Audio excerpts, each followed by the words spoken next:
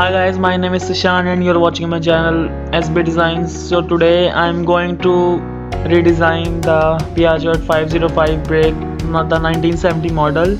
And before modifications, I would love to change the color to the off-white so that it can easier for me to modify. And secondly, I want to tell you that this would be the 1970 to the 2020 model, which I would love to see in reality, but I know it won't happen. I know.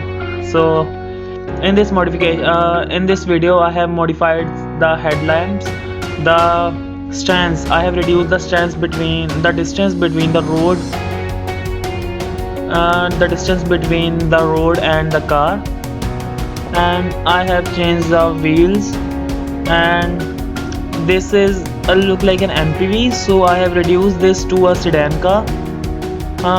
We can't say that sedan, but it will look like the same. And yeah, this is some modification I have did. Personally, I didn't love this video, but I did today. But I want to make it as a routine to upload video every week.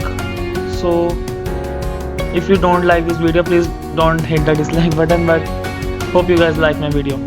Enjoy the fast forward.